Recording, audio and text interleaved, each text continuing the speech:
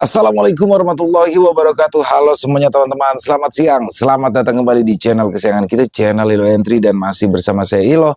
Dimanapun teman-teman berada, semoga teman-teman selalu dalam keadaan sehat walafiat tanpa kekurangan satu apapun dan murahkan rezekinya. Amin amin ya robbal alamin. Doa terbaik untuk teman-teman semua ya. Dan pada kesempatan yang baik ini saya akan membawakan satu kisah dari Netra Kala. Wow, kisah-kisah dari Netra Kala selalu mencekam ya horor teman-teman ya.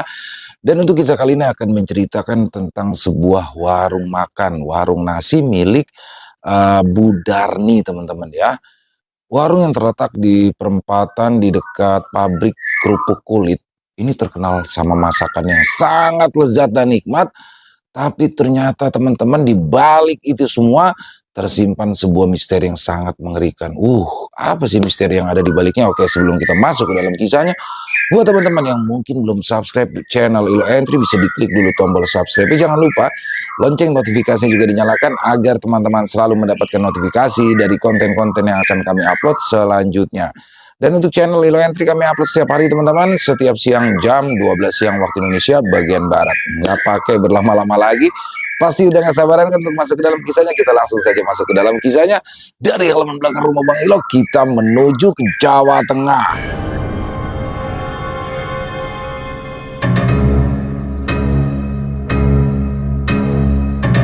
Warung nasi Bu Darni. Bayu duduk termenung di sebuah halte yang sudah sepi. Ia menghela nafas panjang, memandangi sisa uang di dompetnya. 20.000, ucap Bayu langsa. Hanya 2 lembar puluhan yang tersisa untuk bertahan hidup entah sampai kapan. Sebagai mahasiswa semester 6 yang nekat merantau tanpa tahu kapan orang tua bisa mengirimkan uang, hidup Bayu sudah di ujung tanduk. Belum lagi, ia harus memikirkan uang kos yang sudah menunggak selama 2 bulan dan juga uang semesterannya. Rasanya begitu penat. Ingin sekali Bayu menumpahkan semua isi kepalanya yang terlampau berisik. Ya Allah Gusti, harus gimana ini? Bisik Bayu sambil menggaruk kepalanya kasar. Sekali lagi, Bayu menghela nafas panjang, memejamkan mata, mencoba menenangkan pikirannya. Siapa tahu, ia bisa mendapat hidayah dalam kurun waktu singkat. Hingga tiba-tiba, satu kenangan muncul, membuat jantungnya berdetak kencang. Dia baru ingat. Kemarin, teman sefakultasnya memberikan satu informasi penting. Baik, kalau kamu butuh kerjaan, coba tanya di warung perempatan pabrik kulit itu deh. Tadi aku lihat ada lowongan. Bayi terlonjak. Bagai mendapat jackpot dari Zeus, dia tahu warung yang dimaksud oleh temannya. Lokasinya berada di area pabrik kulit. Jarak dari tempat kosannya pun tak membutuhkan waktu lama jika harus berjalan kaki. Ia pernah beberapa kali melewati tempat itu. Bahkan tempat itu terkenal angker di kalangan orang-orang sekitar. Mungkin karena letaknya yang kurang baik, atau lampu penerangannya minim, atau mungkin saja karena pohon terbesi tua di dekatnya yang membuat orang-orang percaya kalau tempat itu wingit. Bayu menggelengkan kepalanya, mencoba mengusir asumsi yang muncul di pikirannya. Ia sadar, tak bisa berlama-lama dengan kondisi seperti ini. Ia sudah terlampau malu jika harus meminjam lagi pada teman-temannya. Lagi pula, kalau tempat itu wingit, tak mungkin Bu Darmi mau membuat usaha di sana. Tiap kali Bayu melewati warung itu, kondisinya selalu penuh dengan banyak pelanggan. Bayu sudah memutuskan. Dengan langkah gontai, ia berjalan menuju warung yang dimaksud oleh teman sekampusnya itu. Setelah hampir 20 menit berjalan, dari kejauhan, Bayu melihat sebuah warung makan. Bentukannya begitu sederhana, tak ada sesuatu yang mewah jika diperhatikan dengan seksama. Terlepas dari itu semua, ada yang membuat Bayu tertarik. Bahkan dari jarak yang cukup jauh, ia sudah bisa membaui aroma masakan yang begitu lezat. Aroma wangi kuris santan bercampur dengan daging sapi yang baru saja matang. Sungguh memanjakan siapa saja yang menghirupnya. Bayu kembali melangkah. Semakin dekat dengan warung itu, jantungnya berdetak semakin kencang. Bukan karena takut karena hal-hal mistis, tetapi ia khawatir harapan satu-satunya untuk bisa bertahan hidup kandas saat itu juga. Sesampainya di depan pintu warung, Bayu berdiri sejenak, mengamati sekitar, memastikan tidak banyak orang yang sedang makan di tempat itu. Ia terlampau malu jika nanti ada penolakan dari si pemilik warung. "Permisi Bu," sapa Bayu pelan saat melihat seorang wanita parubaya berdiri di balik meja kasir. Wanita itu menoleh. Tampak usianya mungkin sekitar 50-an. Wajahnya khas, ibu-ibu Jawa yang ramah, rambutnya sebagian sudah memutih dan disanggul rapi. Ia juga menggunakan pakaian kebaya sederhana, namun Bayu merasakan ada sesuatu yang aneh. Mata perempuan itu tampak sayu kelelahan, seakan ia tak pernah tidur pula sepanjang malam. "Monggo Pinara, mau makan apa nak?" Bayu menggeleng sopan. Nuhun sewu Bu, teman saya bilang kalau ibu butuh pegawai buat bantu-bantu ya," jawab Bayu tanpa basa-basi. Bu Darni menatap Bayu dari ujung kaki sampai kepala, seakan perempuan itu sedang menilai sesuatu di tubuh Bayu. "Kamu serius mau bantu-bantu di tempat ini? Kerjaannya berat loh," tanya Bu Darni mengerutkan alisnya. Bagi Bu Darni, sosok Bayu lebih cocok kerja di bidang industri hiburan dengan wajah tampannya. "Serius Bu, saya sedang butuh pekerjaan," jawab Bayu merendah namun penuh harap. Untuk sesaat, Bu Darni tampak berpikir. Sesekali kepalanya menoleh ke arah belakang, seakan ia sedang menunggu seseorang untuk memberikan jawaban. "Kebetulan tukang cuci piring dan bersih-bersih sedang kosong." "Oh ya, kamu lahirnya hari apa, Le?" tanya Bu Darni serius. "Hari? Maksudnya apa ya Bu?" tanya Bayu bingung. "Hari lahir Jawamu, bukan untuk apa-apa. Tapi saya percaya kalau weton itu bisa dijadikan rujukan untuk usaha. Aku tidak mau ada penghambat apapun di usahaku." Bayu berpikir sejenak. Haruskah ia memberikan rincian hari lahirnya kepada orang asing? Sesaat ia benar-benar ragu, tetapi sekali lagi bayangan kelaparan di kepalanya kembali muncul. "Rabu Pahing Bu," kata Bayu sangsi. Bu Darni terdiam, lalu bibirnya tersungging senyum kecil. "Kamu bisa mulai kapan?" Bayu terperanjat. Semudah itu, tanpa pengenal, tanpa tanya asal-usul. Sekarang bisa Bu, kebetulan saya lagi libur kuliah," jawab Bayu cepat. "Yowes, kerjaanmu di sini bersih-bersih dan cuci piring. Tapi satu pesan saya," kata Bu Darni. "Apa ya Bu?" "Kerja neng kene meripat karo kuping ojo kakean pola, fokus kerja, ngerti?" Bayu mengangguk cepat. Ia tak peduli dengan syarat apapun itu. Yang penting ia sudah mendapat pekerjaan yang bisa menyambung hidupnya. "Gaji kamu 3 juta sebulan, bebas mau diminta harian, mingguan atau bulanan. Untuk makan, kamu bisa ambil dari warung, bebas sebanyak sekenyangmu. Jam kerjanya dari jam 4 sore sampai jam 12 malam. Dan satu lagi, saya tidak memperkenankan satupun dari pegawai saya mendekati kuali itu. Sanggup?" tanya Bu Darni sambil menunjuk satu kuali di dekat meja kasir. 3 juta Bu, tanya Bayu heran. Ia lebih fokus dengan tawaran gaji timbang pantangan yang diberikan oleh Bu Darni. "Kurang," ucap Bu Darni menatap mata Bayu tajam, membuat Bayu merasa tak nyaman.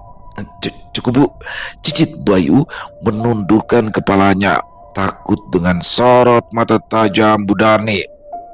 "Ya wes, Siti, sini," ucap Bu Darni sambil mengangkat tangannya.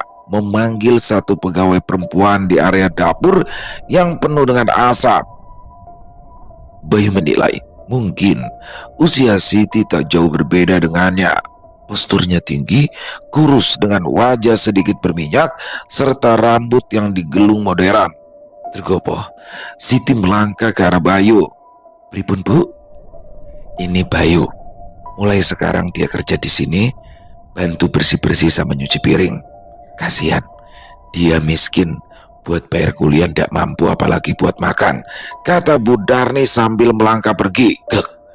Hati Bayu sedikit tersentil dengan ucapan pedas Bu Darni, dan sejak kapan perempuan ini tahu permasalahannya. Namun ia tak berani membantah, entah kenapa. Karisma perempuan tua itu terlalu besar untuknya. "Yuk Mas, ke belakang, saya jelasin," kata Siti meminta Bayu untuk mengikutinya. "Nama saya Siti, ini tempat kerja kita. Sudah tahu-tahu pekerjaanmu apa?" tanya Siti. Bayu mengangguk.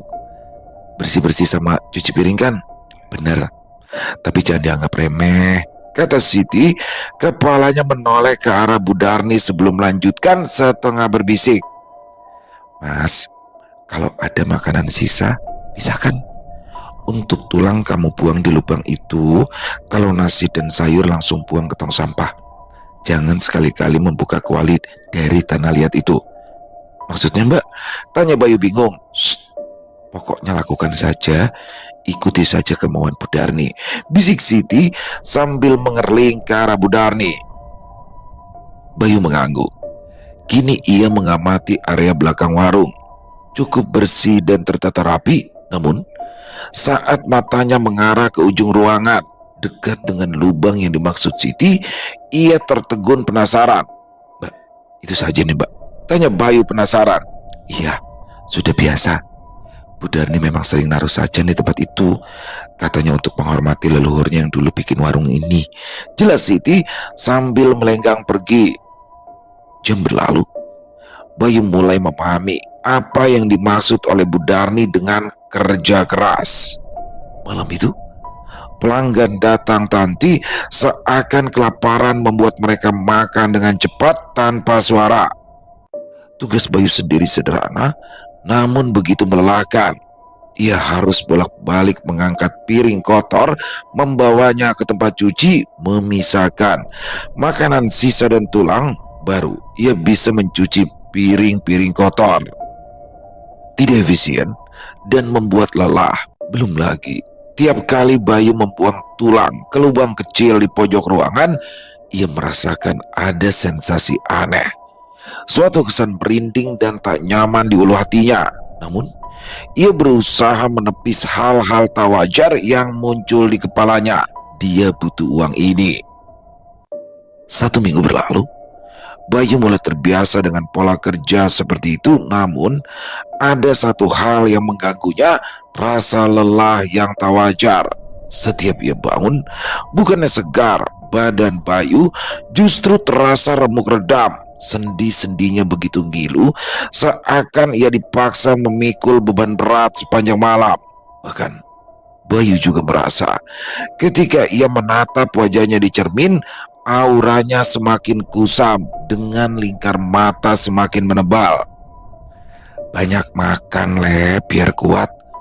Kamu itu sudah tangkap anak sendiri. Jangan sungkan," ujar Bu Darni tiap kali melihat Bayu yang tampak kurus lesu.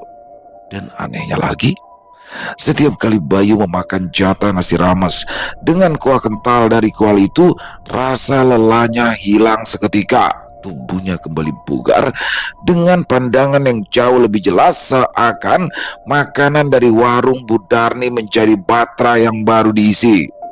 Hal ini membuatnya ketagihan. Bahkan ia lebih tak sabar menunggu jam makan ketimbang hari gajiannya sendiri. Hingga pada malam ke-10, rasa penasaran Bayu mencapai puncak. Saat itu, pukul 11 malam, warung makan mulai sepi meski masih tergolong cukup ramai. Terlihat Siti sedang pergi ke kamar mandi di area belakang warung. Sementara Bu Darni sedang sibuk menghitung uang hasil penjualannya hari itu. Waktu itu jam istirahat Bayu baru saja dimulai. Ia berdiri sendirian di area dapur dengan membawa sepiring nasi jumbo untuk mengambil sayur. Hingga saat melewati kuali tanah liat milik Budarni, Bayu berhenti. Dia menatap lama kuali itu. Aroma yang keluar begitu memanjakan hidungnya. Namun kali ini ada yang berbeda. Di antara wangi rempah gulai dan santan, Bayu juga mencium sesuatu yang asing, seperti bunga kantil yang menguar dari dalam kuali tersebut. "Jangan sekali-kali membuka kuali ini," pesan Budarni terngiang di kepalanya. Bayu menggeleng. Ia hendak berjalan menjauh, tetapi perasaannya begitu kuat.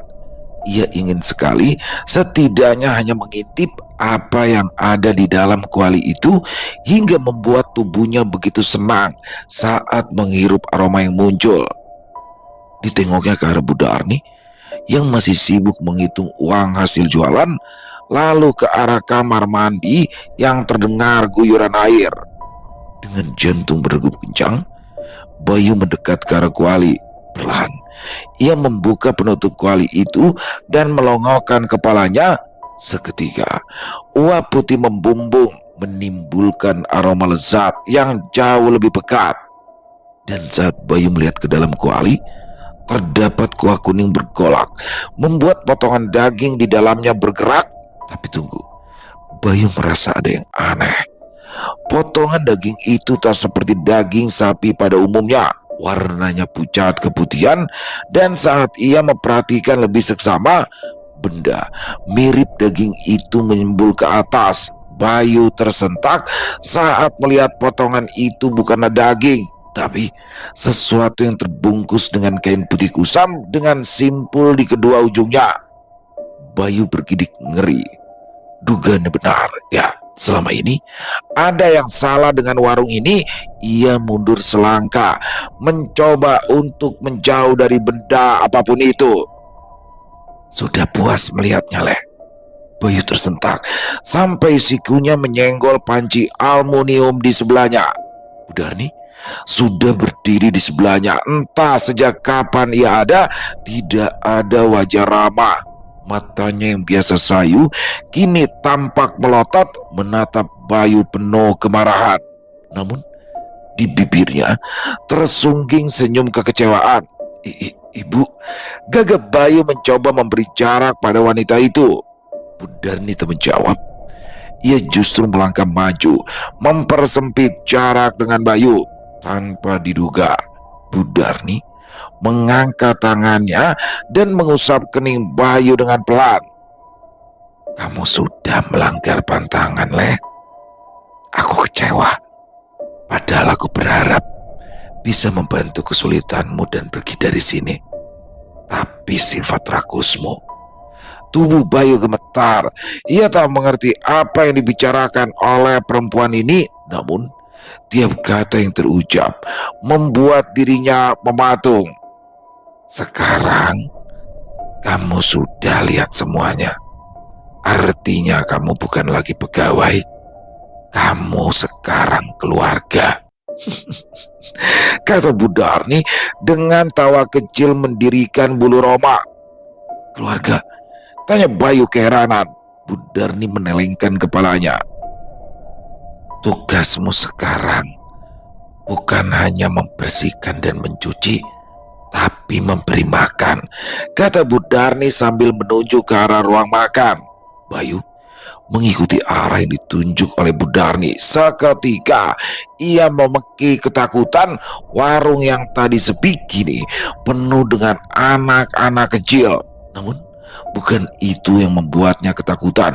Anak-anak kecil itu tampak tak normal. Banyak dari mereka yang berlarian, namun di wajah mereka sudah penuh dengan cairan merah kental mengerikan. Astagfirullah, bekik Bayu mundur ketakutan. Bertepatan dengan itu, semua anak yang tadi terlihat girang langsung menatap ke arah Bayu tanpa berkedip sedetik pun.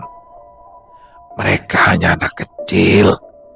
Ibunya yang harus kamu beri makan," ujar Budarni sambil menunjuk ke arah yang lain. Bayu menoleh. Ia benar-benar takut sekarang. Di ujung ruang, dekat dengan lubang yang diberi sesajen, dia melihat sesosok makhluk perempuan mirip kelelawar dengan telinga runcing dan gigi tak beraturan sedang menimang sesuatu di dadanya. "Singket," ucap Budarni. Bayu masih tak percaya. Ia menggelengkan kepalanya, mengusir semua halusinasi ini. Namun saat ia membuka mata, semua masih tampak sama. Banyak anak kecil di ruang depan yang meneteskan air liurnya ke piring pelanggan. "Sekarang habiskan makananmu, jangan tersisa. Mereka tidak suka. Besok kita buat pelanggan datang lebih banyak," kata Budarni langsung melenggang pergi. Bayu masih tak percaya dengan apa yang dia lihat. Dari sudut matanya, dia melihat Siti yang sudah berdiri di depan pintu kamar mandi, menatapnya cemas penuh keprihatinan. Siti tahu, sejak awal dia tahu dengan semua yang terjadi di tempat ini. Bayu mengedipkan mata berkali-kali. Dalam sekejap, pemandangan mengerikan itu sirna. Sosok makhluk yang menyerupai kelelawar di pojok ruangan ikut menghilang. Begitu pula anak-anak kecil berwajah mengerikan yang memenuhi ruangan. Kondisi warung kembali normal. Para pelanggan makan dengan lahap. Asap rokok mengepul, denting sendok dan dengung pembicaraan. Namun itu tak berlaku untuk Bayu. Di pelipisnya, keringat dingin sebesar biji jagung mulai muncul. Kakinya gemetar hebat. Dia tahu apa yang dilihatnya tadi bukanlah halusinasi. "Mas," Bayu tersentak saat merasakan tangan dingin menepuk pundaknya pelan. Siti berdiri di sampingnya. Wajahnya pucat dengan air mata mengalir. Tanpa bicara apapun, perempuan itu menarik lengan Bayu agar pergi dari dekat kuali itu menuju area yang jauh dari Budarni. "Kamu itu bodoh banget sih, Mas. Kan sudah aku bilang jangan buka kuali itu. Kenapa sih gak dengerin aku?" kata Siti dengan suara gemetar. Bayu merosot ke lantai, menyandarkan punggungnya, melihat ke arah Budarni yang menatapnya dengan senyum simpul. "Mbak, tadi itu apa, Mbak?" "Makhluk itu, Mbak. Singket, anak-anak," kata Bayu bingung. Siti segera membekap mulut Bayu. Ia pun terisak dalam diam sambil memeluk lututnya erat.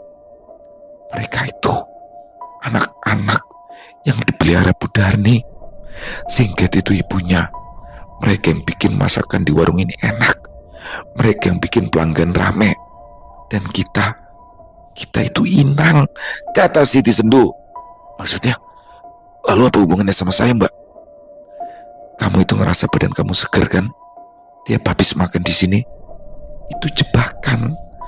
Makanan itu ikatan. Semakin kamu banyak makan, semakin kamu terikat.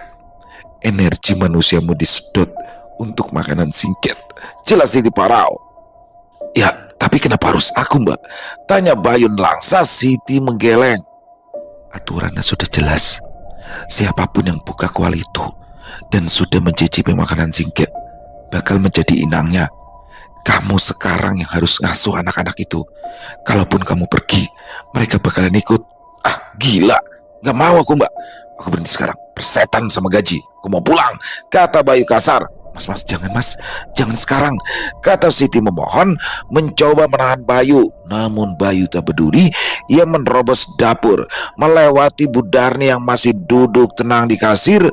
Wanita tua itu tak menoleh sedikit pun. Dia menghitung uang sambil bersenandung lirih tembang Jawa. Tak mendapat penolakan, Bayu segera berlari. Ia keluar dari warung secepat kilat menjauhi perempatan pabrik kulit itu. Gila, tahu dari awal gue gak sudi kerja di tempat itu, umpat Bayu. Ia terus melangkah menjauh dari warung pesugihan itu. Namun anehnya, semakin ia jauh berlari, tubuhnya terasa begitu berat. Langkah kaki yang tadinya ringan kini terasa diikat dengan batu besar. Bahkan perutnya yang tadi baik-baik saja sekarang terasa begitu melilit hebat. Bayu ambruk di pinggir trotoar. Ia tak kuat menahan gejolak yang ada di perut. Namun bukan muntahan nasi atau sayur yang keluar, melainkan cairan hitam berbau anyir menjijikan. Mau kemana, Leh? Bayu menoleh ke belakang, namun tak ada seorang pun di sana. Bahkan jalanan begitu sepi, tak ada siapapun di dekatnya. Bayu memaksakan diri bangkit. Dia harus segera sampai ke kosan. Dengan sisa tenaga, ia berjuang untuk kembali melangkah. Hingga sesampainya di kamar kos yang sempit itu, Bayu langsung membanting pintu dan menguncinya. Dilemparkan tubuhnya ke atas kasur dan menarik selimut hingga menutupi kepala. Ini mimpi, ini cuma mimpi, erang Bayu. Untuk sejenak, yang terdengar hanya racauan Bayu di balik selimut hingga dia mendengar suara lain. Bayu menahan nafas, matanya terbelalak di balik selimut. Kini ia pun mencium sesuatu tak asing, aroma bunga kantil yang begitu pekat bercampur anyir darah. Bayu tersentak. Suara itu berpindah dari atas perlahan mendekat ke arahnya, dan tiba-tiba saja Bayu merasakan ada yang menekan kakinya begitu kuat. Dingin, rasanya begitu dingin, seakan kaki Bayu ditempel dengan balok es yang begitu dingin. Mas Bayu, ibu bilang Mas Bayu nakal. Suara itu disusul dengan bisikan lain, kali ini tepat di samping telinga Bayu. Pulang Mas, kami lapar. Bayu menoleh. Tepat di samping kanannya, dia melihat wajah anak kecil begitu pucat sedang tersenyum ke arahnya. Bayu menjerit begitu keras. Kaki dan tangannya refleks memukul membabi buta ke arah wajah pucat itu. Tak ada satupun pukulan yang mengenai sosok kecil itu, namun rasa dingin di kakinya masih terasa nyata, seakan ada yang mencengkram begitu keras. Sakit, lepas, jerit Bayu. Sosok kecil itu tak beranjak, ia justru merangkak naik menindih tubuh Bayu. Sungguh beratnya tak masuk akal. Lalu kepala kecil itu bergerak pelan hingga tepat berada di atas Bayu. Pulang Mas, Ibu marah, bisikan lirih. Lalu tiba-tiba saja mulut anak itu terbuka lebar, mengeluarkan lendir hitam yang baunya sungguh membuat mual, menetes pelan sampai mengenai bibir. Bayu merasakan perutnya seperti dipukul dari dalam. Dia berguling ke tepi kasur, membiarkan memuntahkan isi perut. Cairan hitam itu keluar lagi, kali ini jauh lebih banyak, membuat tubuh Bayu begitu lemas. Kemudian ia merangkak mundur. Kini Bayu melihat ia tak sendirian di kamar kos sempit ini. Sepasang demi sepasang mereka muncul entah dari mana. Banyak sekali sosok anak kecil yang muncul dengan wajah pucat mengerikan. Mas, pulang, lapar. Suara itu muncul terus, saling tumpang tindih, membuat kepala Bayu begitu pening. Belum lagi rasa sakit di perutnya. Tolong, rintih Bayu. Salah satu anak kecil mendekat ke arah Bayu. Wajahnya begitu pucat, dengan cairan merah yang terus keluar dari lubang mata dan hidungnya. Mas, pulang, Ibu nunggu. Bayu tersentak. Dia tahu hanya satu hal yang bisa menyembuhkannya dari ini semua: warung makan Bu Darni. Dengan sisa tenaga yang ia miliki, Bayu beranjak. Ia segera membuka pintu dan berjalan kembali ke arah warung di perempatan pabrik kulit itu. Hingga saat ia hampir sampai, tepat pukul 2 pagi, hal tak lazim lainnya terjadi. Tampak Bu Darni sama sekali belum menutup warung. Namun tak ada satupun pelanggan yang mampir. Hanya ada satu sosok yang duduk tenang di balik meja kasir, Bu Darni. Wanita itu tak sedang menghitung uang hasil jualan. Ia duduk di balik meja, tangannya menyangga kepala seakan bosan menantikan sesuatu. Bergegas, Bayu mendekati perempuan itu. "Tolong Bu, tolong." Bu Darnita langsung menjawab, justru bergerak pelan, memutari meja dan berjongkok di samping Bayu. "Sudah kubilang, kamu ini bukan lagi karyawan, kamu keluarga. Di sana itu banyak orang jahat. Cuma aku yang mau ngasih kamu makan dan gaji besar," ucap Bu Darni. Bayu tak menjawab. Ia hanya menggeleng menangis. Lantas Bu Darni mengusap air mata itu dan beranjak. Kali ini Bu Darni tak menyembunyikan apapun. Dia bergerak pelan ke arah dapur, mengambil nasi, sayur, dan kuah yang berasal dari kuali tanah liat. "Makan," perintah Bu Darni singkat. Bayu ingin menolak, namun tubuhnya tak bisa dikendalikan. Dengan tangan gemetar, ia menerima piring itu. Kali ini, tanpa menggunakan sendok, ia langsung meraup sebanyak mungkin nasi dan langsung dimasukkan ke dalam mulut. Panas, pedas, gurih, nikmat. Ajaibnya, sakit di perutnya seketika hilang. Tenaganya kembali pulih. Dalam hitungan detik, Bayu makan begitu rakus, bahkan daging dalam bungkusan mori itu pun tak luput dari gigitannya. "Pintar anak ibu," bisik Bu Darni mengelus rambut Bayu. "Sekarang kamu sudah kenyang. Nah, malam ini ada pelanggan spesial. Bawa dia ke belakang, jangan sampai dia keluar hidup-hidup. Itu makanan singkat," kata Bu Darni. Bayu mendongak. "Oke Bu." Sedangkan dari sudut dapur yang gelap, Siti berdiri mematung. Wajahnya tampak putus asa. Ia kini melihat Bayu menjilati jari-jarinya yang sudah penuh dengan kuah kuning dan campuran darah. Tampak mata Bayu tak lagi memancarkan ketakutan. Pupil matanya terlihat membesar, membuat sorot matanya begitu tajam. Bu Darni tersenyum puas.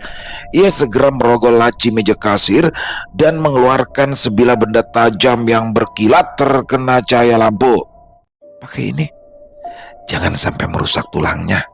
Anak-anak suka bagian itu," bisik Bu Darni seraya meletakkan golok di atas meja. Tanpa merubah ekspresi, Bayu mendekat, lalu meraih benda tajam itu dan berjalan ke arah belakang warung. Tak lama berselang, suara deru mesin mobil terdengar berhenti tepat di depan warung.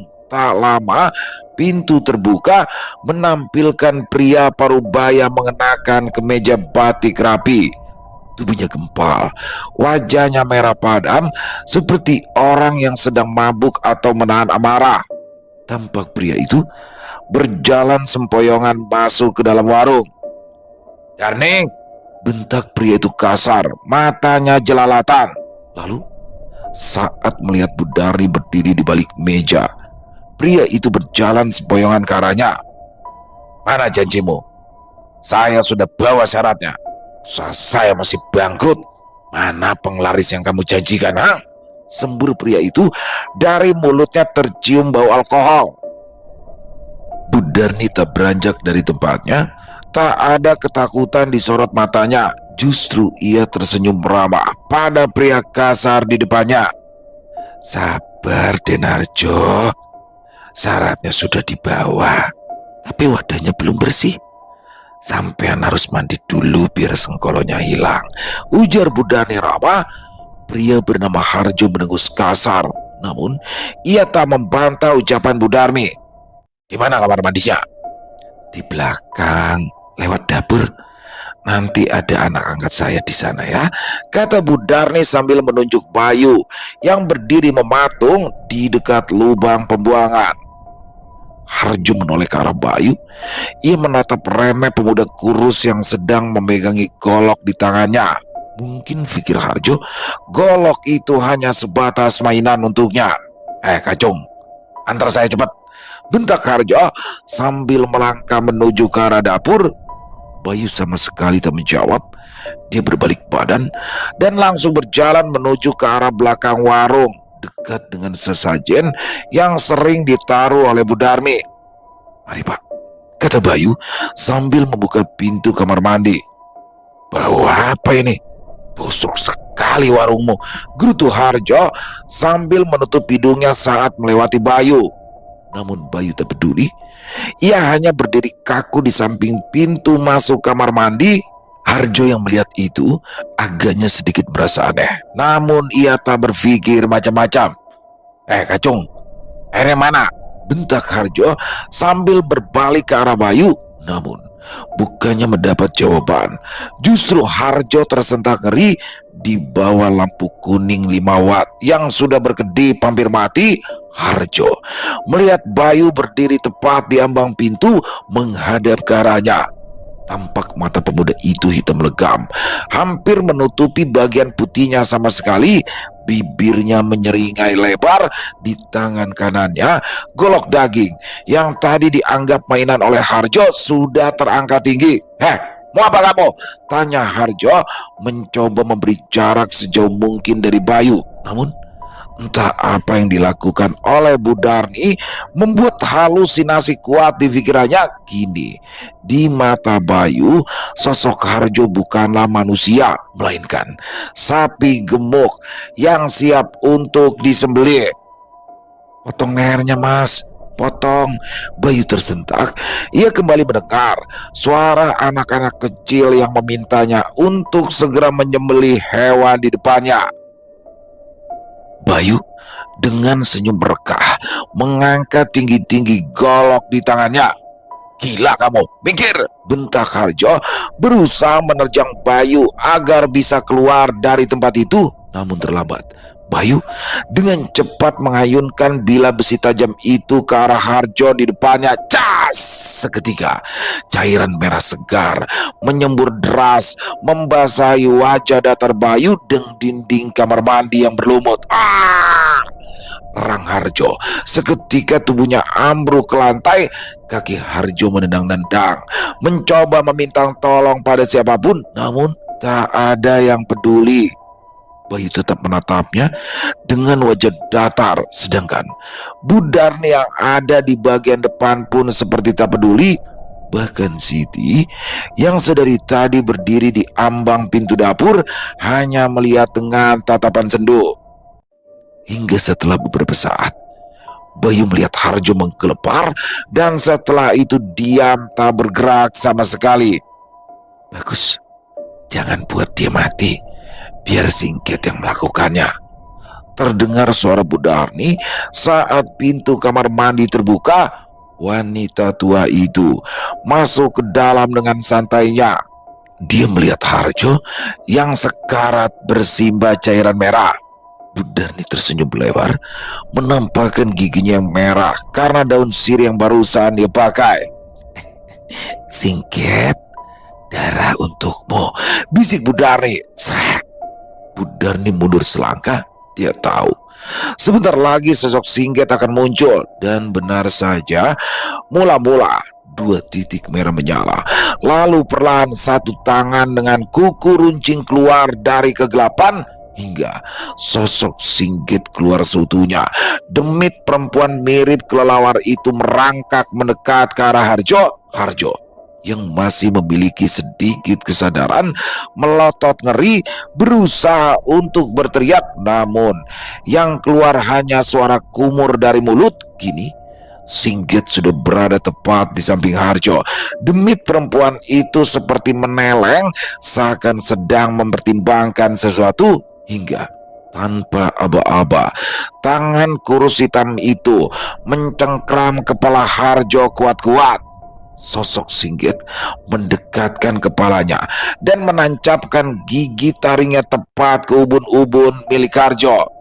Suara hisapan itu terdengar mengerikan, sedangkan tubuh Harjo mengejang hebat, lalu perlahan melemas dan diam seketika. "Cukup!" teriakan itu membuat Bu Darni yang sedang berkonsentrasi dengan alunan mantra berhenti. Tiba-tiba Siti berdiri di ambang pintu kamar mandi. Tangannya menggenggam sebuah botol berisi cairan bening yang sudah lama disimpannya. Belum sempat Bu Darni menahan, Siti langsung menerjang maju, mendorong perempuan tua di depannya, lalu menyiramkan air doa itu ke arah Singget dan Bayu. Ah! Terdengar suara melengking yang berasal dari Singget. Untuk sesaat, makhluk itu seperti kesakitan, lalu merangkak mundur dan kembali ke kegelapan. Sementara Bayu yang terkena cipratan air doa itu meraung kesakitan. Ia menjatuhkan goloknya dan langsung mencengkram wajahnya dengan kedua tangan. Panas! Racau Bayu, Bu Darni, yang melihat ritualnya berantakan benar-benar murka. Wajah tua yang biasanya terlihat baik berubah merah padam. Anak setan, apa yang kamu lakukan, bangsat? Teriak Bu Darni, matanya melotot ke arah Siti. Siti yang melihat itu hanya diam, tubuhnya gemetar, takut melihat sosok ibunya yang sedang murka. Kamu merusak makan malamnya, dia akan marah, dia butuh gantinya, bentak Bu Darni saat Siti tak menjawabnya. Siti mundur selangkah, mencoba memberi jarak sejauh mungkin dari perempuan tua di depannya. Biar Bu, biar dia marah, biar semua ini berakhir. Bu Darni mendengus kasar. Tahu apa kamu itu, Siti? Jangan anggap remeh ritual yang sudah gagal. Dia, makhluk itu murka. Murka? Harusnya kami yang murka, Bu. Jerit Siti kesetanan. Mata Bu Darni melotot ke arah Siti. Ia tak menyangka anak semata wayangnya berani melakukan ini semua. Baik, kalau ini memang pilihanmu, ada harga yang harus dibayar. Ya memang harus seperti ini, kata Bu Darni tak pada siapa. Untuk sesaat Bu Darni melihat ke arah Harjo, lalu ke arah Siti, terakhir Bayu yang masih meraung kesakitan. Tanpa memandang Siti yang masih diam di tempat, Bu Darni melangkah mendekat ke arah Bayu, lalu membisikkan sesuatu ke telinga pemuda itu. Dalam sekejap, Bayu yang meronta kesakitan langsung berhenti. Sorot matanya yang tadi sudah mulai normal kini berubah lagi seperti sebelumnya. Bunuh pengkhianat itu, biar dia yang menggantikan Harjo sebagai makanan Singget, kata Bu Darni lirih. Bayu tersentak. Dia menatap tajam ke arah Siti, lalu tangannya meraih golok di sisi tubuhnya dan mulai bangkit berdiri. Siti mundur ketakutan. Ia tak mungkin melawan Bayu dengan kondisinya saat ini. Hingga tiba-tiba saja laki-laki di depannya itu menyabetkan golok di tangannya. Prang! Siti menghindar tepat pada waktunya. Benda tajam di tangan Bayu mengayun mengenai pintu di belakangnya. Mendapat kesempatan, Siti menghambur keluar kamar mandi. Begitupun juga Bayu. Dia menerjang ke arah Siti. Clep! Tangan Bayu dengan cepat meraih baju belakang Siti dan langsung menarik perempuan itu ke arahnya, membalikannya dan menekan leher Siti kuat-kuat. Bayu sadar, Bayu, lirik Siti dengan suara tercekat, berusaha memukul lengan Bayu. Namun pemuda itu tak bergeming, wajahnya tetap datar tanpa emosi sama sekali. Mereka bergulat seru. Siti mencoba mendang sekuat tenaga tepat di daerah perut Bayu. Brak! Bayu terjengkang dan langsung mengenai penutup lubang pembuangan tulang. Siti terpekik saat melihat sebagian penutup tempat itu runtuh. Lubang yang selama ini ia kira hanya pembuangan biasa, ternyata di bawahnya merupakan tanah yang digali cukup luas. Seketika aroma busuk mulai tercium memualkan. Di sana Siti melihat banyak tulang belulang manusia. Ada tulang tengkorak, tulang panggul daging yang belum sepenuhnya membusuk, dan juga rambut manusia. Ya Allah, desis Siti mencoba mundur sejauh mungkin. Bayu yang melihat lubang itu terdiam sejenak. Lalu dia tampak menggeleng, berusaha untuk kembali menjadi dirinya sendiri. Namun tiba-tiba saja dari arah sudut ruangan gelap terdengar bunyi gemertak aneh. Siti terpekik saat melihat Singget muncul dari kegelapan. Kali ini sosoknya jauh lebih mengerikan. Hampir sebagian wajahnya hitam terbakar, kulitnya kemerahan dengan mata melotot kesetanan. Sosok demit itu terus melangkah pelan, sedangkan Siti berusaha mundur sejauh mungkin, berusaha menyelamatkan diri. Namun satu hal yang tak terduga, ia tak menoleh ke arah Siti ataupun Bayu, tetapi sorot mata itu tajam mengarah ke Budarni yang masih berdiri dekat dengan kamar mandi. Budarni tersentak. Ia menyadari ada sesuatu yang salah. Singket, tunggu ya. Ibu carikan yang lain. Anak itu saja. Ambil anak itu saja. Tunjuknya pada Siti. Namun Singket tak peduli. Perjanjian yang ia buat sudah rusak. Ia tak mau memangsa sesuatu yang tak berdosa dan masih mengenal Tuhannya. Dengan sekali lompatan, Singket langsung menerjang ke arah Budarni secepat kilat. Ia mencengkram kepala wanita itu dengan tangan busuknya. Siti melihat itu begitu ngeri. Apapun yang sedang dilakukan oleh Singket pada Budarni mirip sekali saat ia melakukannya pada Harjo beberapa saat lalu. Tolong, Siti Bayu, tolong, jerit Budarni saat Singket mencengkram kepalanya. Singket perlahan mendekatkan mulutnya ke arah kepala Budarni seakan sedang menyedot sesuatu dari ubun-ubun Budarni dengan mulutnya yang mengerikan. Untuk sesaat, tampak Bayu kembali tersentak dan melihat ke arah Budarni. Sempat ia ingin bergerak, namun Siti langsung menerjang. Jangan, biarkan, teriak Siti sekuat tenaga menghalangi Bayu. Budarni tampak meronta, mencoba melepaskan diri, namun semua percuma. Sosok demit itu terus memegangi kepalanya dengan erat. Hingga setelah beberapa saat, tubuh tua itu tampak terkulai lemas dan jatuh ke lantai. Mbak, Siti tersentak. Dia menoleh ke arah Bayu yang terlihat kebingungan. Namun tidak ada waktu untuk menjelaskan. Kali ini sosok Singket sedang menatap ke arah mereka. Namun Siti tahu sosok demit itu tak akan selesai hanya dengan Budarni. Kali ini ia sedang mengincarnya untuk melanjutkan ritual selanjutnya. Bergegas, Siti menarik lengan Bayu sekuat tenaga. Dia berusaha menyadarkan Bayu untuk segera keluar dari warung keparat itu. Bayu, dengerin aku. Kamu lari sejauh mungkin dari tempat ini. Tidak dengarkan, jangan pernah kembali. Mbak Siti ikut. Ayo. Bayu mencoba menggenggam tangan Siti. Siti menggeleng. Senyuman getir terukir di bibirnya. Gak bisa, Bay. Darahku udah kotor. Aku anak dia. Kalau aku keluar, Singket itu bakal ngikutin aku. Dia bakal cari mangsa baru lewat aku. Rantai ini harus diputus.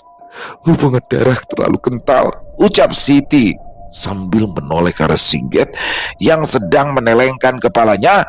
Saat itu pula, entah dari mana, anak-anak kecil yang sedari tadi menghilang tiba-tiba muncul. Namun mereka hanya diam mengamati Bayu dan Siti dari atas pinggiran lubang. Siti mengerang. Dia paham sekarang, anak-anak itu pun merupakan korban dari kekejian ibunya. Memantapkan niat, Siti menepis tangan Bayu dan bangkit berjalan ke arah dapur. Pergi, bentak Siti ke arah Bayu. Bayu yang tercengang segera bangkit. Dia tahu apa yang bakal dilakukan oleh Siti saat melihat perempuan itu berjalan cepat menuju tabung gas LPG di depannya. Tanpa menunggu jawaban Bayu, Siti mengambil pisau yang tergeletak di meja dan dengan sekali tebas dia menebas selang regulator gas itu. Psst, suara desis gas yang bocor terdengar nyaring seketika. Bau gas menyengat memenuhi ruangan bercampur dengan bau amis darah. Mbak Siti, teriak Bayu menyadari apa yang akan dilakukan perempuan itu. Pergi sekarang Bayu, jerit Siti. Bayu yang melihat semua itu panik. Ia tak mau mengorbankan dirinya untuk semua ini. Tanpa memandang Siti untuk terakhir kalinya, sekuat tenaga ia langsung berlari keluar dari warung makan itu. Sementara itu di dapur, Siti menatap sendu ke arah Bayu yang sedang berlari keluar. Namun di sisi lain, sosok Singget mulai merangkak pelan ke arahnya. Siti tidak merasa ketakutan, justru ia menatap mata merah itu dengan tatapan menantang. "Makan ini setan," ucap Siti sambil menyambar korek api di dekatnya dan langsung menghidupkan benda itu. Boom! Tepat setelah beberapa puluh meter, Bayu terperanjat hebat. Warung makan sialan yang membuat hidupnya sengsara tiba-tiba saja meledak. Api menyambar membakar tempat itu. Bayu melangkah mundur, berlari sekuat tenaga menjauh dari tempat itu. Dia tak mau disalahkan atas apapun yang terjadi di sana. "Maafkan aku, Mbak Siti," bisik Bayu tanpa sadar, menumpahkan air matanya tanpa sekalipun menoleh ke arah warung Bu Darni. Malam itu, di perempatan pabrik kulit, sebuah warung yang melegenda berakhir menjadi abu. Kini Bayu tahu, semua rumor yang beredar memang benar adanya. Warung Bu Darni tak hanya menjadi saksi, tetapi di tempat itulah banyak nyawa terkubur dalam sunyi. Sedangkan Bayu, dia memilih untuk berlari, pergi dari tempat itu tanpa menoleh kembali. Selesai. Wow, luar biasa, ngeri banget ya. Warung nasi Bu Darni. Waduh, di sini terkuak semua akhirnya. Bayu juga sih, bandel banget, udah dibilangin jangan buka tutup kuali itu, malah dibuka sama si Bayu. Tapi emang ya tipikal orang kita, makin dilarang makin penasaran, apalagi anak muda. Dan di sini setelah dia melihat semuanya, ya udah dia jadi inang baru. Tapi di sini ternyata Siti ini baru tahu ternyata adalah anaknya. Yang mana Siti sebenarnya tidak setuju dengan segala perbuatan Bu Darni. Yang mana pada akhirnya Siti lah yang menjadi penyelamat. Dialah yang akhirnya menyelesaikan semuanya sampai dia pada akhirnya berkorban. Wah, luar biasa sekali kisahnya. Keren, pakai banget Netra Kala. Terima kasih atas kisahnya yang luar biasa. Ditunggu lagi kisah-kisah selanjutnya. Dan semoga kisah barusan bisa menghibur teman-teman semua ya, para pecinta penikmat horor misteri. Lebih khususnya lagi kepada para subscriber dari channel Ilo Entry. Buat yang suka dengan videonya, bisa diklik tombol like atau tombol jempolnya. Boleh juga dibantu di-share link videonya ini ke teman-teman yang lain, agar juga ikut merasa terhibur. Oh ya, tombol hype-nya dong, jangan lupa diklik juga ya teman-teman ya, agar video ini bisa viral. Buat yang punya komentar lain, buat yang punya pendapat lain tentang kisah barusan, silakan bisa menuliskannya di dalam kolom komentar, ataupun hanya sekedar saling menyapa, boleh. Insya Allah kami akan membalasnya satu persatu. Di akhir kata, saya Ilo mengucapkan permohonan maaf apabila mungkin dalam pembawaan kisahnya barusan ada kata-kata saya yang salah, ataupun ada kata-kata saya mungkin yang kurang berkenan. Saya mohon dibukakan pintu maaf yang seluas-luasnya. Sampai berjumpa lagi di konten-konten kami selanjutnya. Masih bersama saya Ilo di channel Ilo Entry. Salam sehat, sukses selalu untuk kita semua. Wassalamualaikum warahmatullahi wabarakatuh.